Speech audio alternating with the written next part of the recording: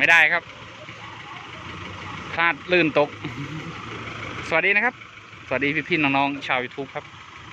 ต่อจากคลิปที่แล้วครับผมก็ยังอยู่กับรถเจาะบาดาลครับติดลมครับ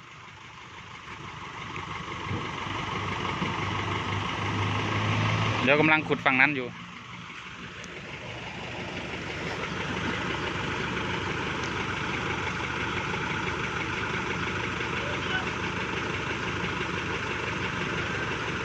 น้ามาเลยมือมะ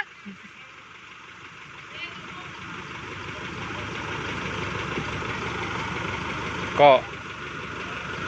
อาจจะกีดขวางการจราจรนิดหนึ่งครับ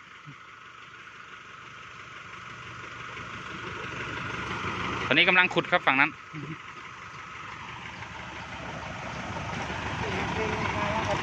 ก็เลยเตะกันเลย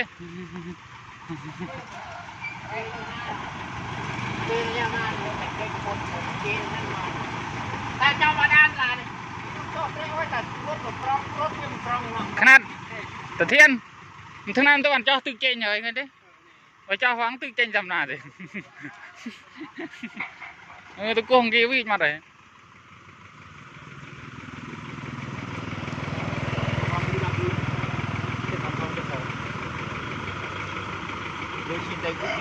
อันลุยจีนแต่กุ๊กกับบัตรลุยจะได้เจนเนาะตัวยูหรือมั้ยยูหรือปั้นรึงเนาะบ่เนื้อเราของไอ้จะไปทำไมเยอะด้วยบังเตะใบยังไงเนาะเบอบังเซาเงือบไป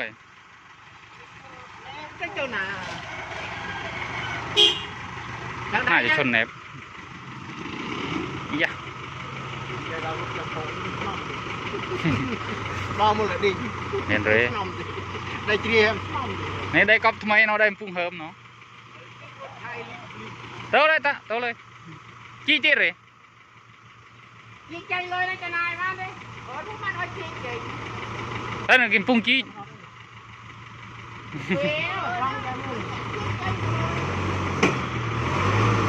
เดียวโต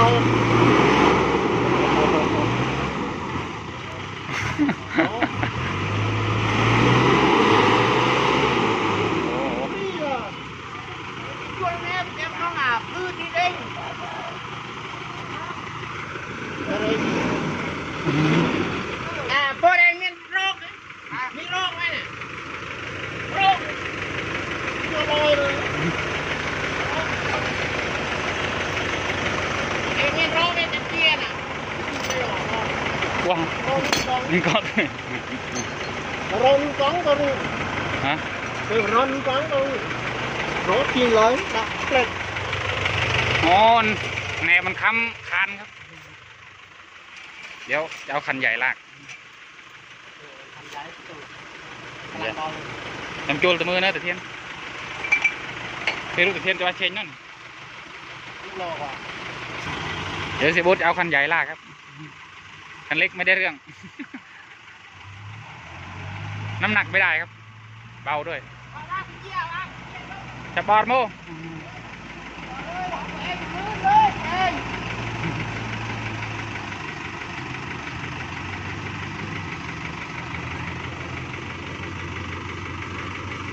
2 ชั่วโมงเลยครับยังไม่ได้โจเลย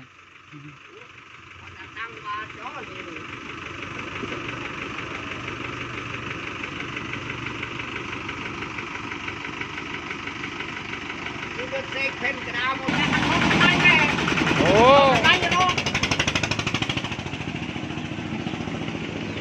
รถเยอะครับซอยนี้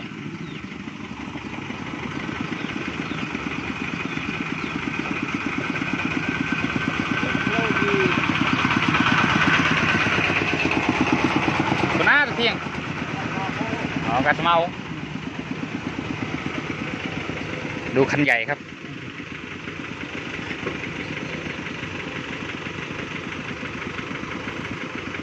57 ล้อโต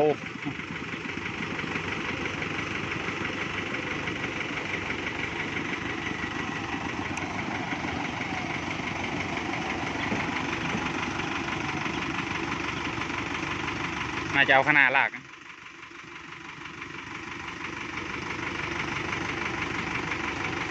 ปูตัวนาช่วยกินเลย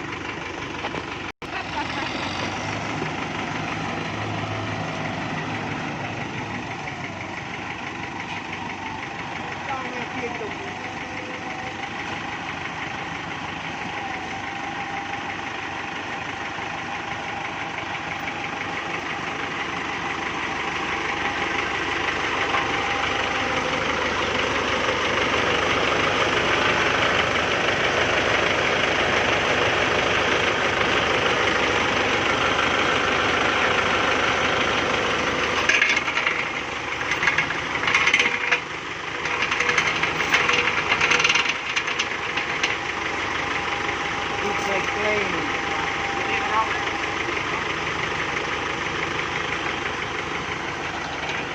557 ดึงนี่ไม่เหลือครับ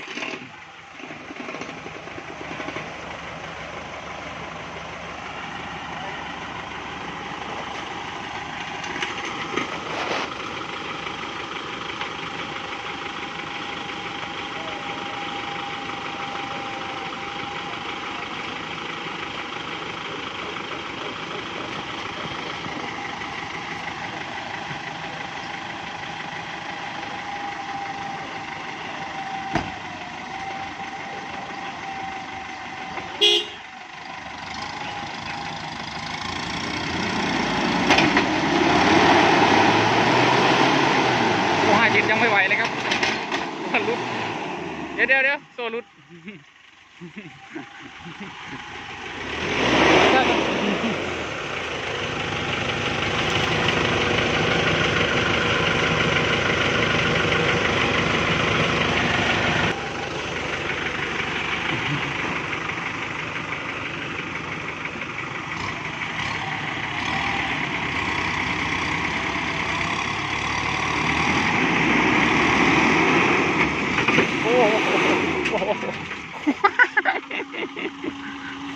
อันตรายครับอันตราย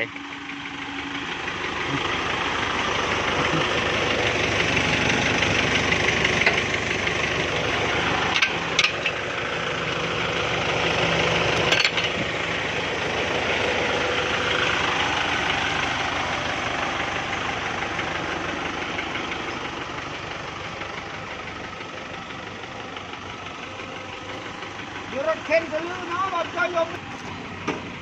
นี่ครับมันชนเหล็กคานประตูนี่แหละ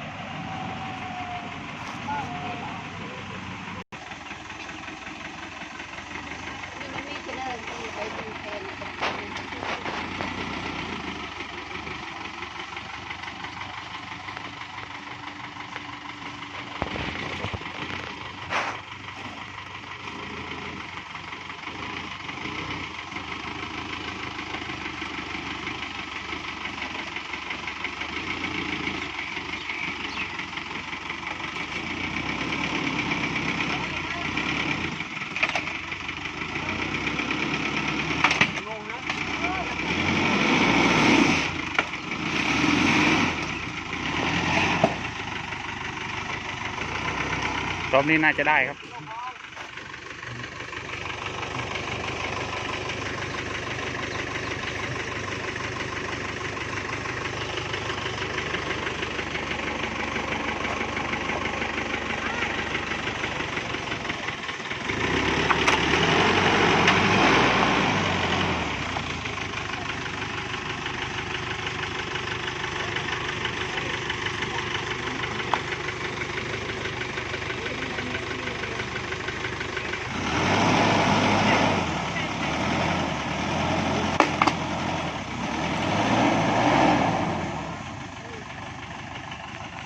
โอเคครับน่าจะได้แล้วทีนี้ได้บ่ป่านเฮ้ยปะนี่ ตายใหญ่เหย Rõ ràng rồi. คือตัวสอบเองอยู่ตัวตรังเองแบบโจมตัวเนื้อนองราอ้าว ป่านเฮ้ยปะนี่ มีแต่ชนะเอง จะนำไปได้น้องไม่ได้จองหมดเต้ก็ไม่ติดเลย เอามาเลย ปัสสาวะจะยุดรอสลุง บาดผู้ชนะมือยัยบาดตะปอนเลยยัยไอ้ทาน ถึงที่ไม้แล้ว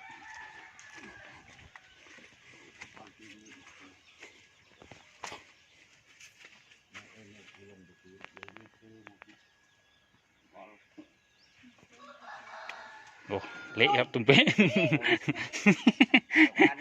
โอเคครับ คลิปนี้ก็บายบายครับ สวัสดีครับ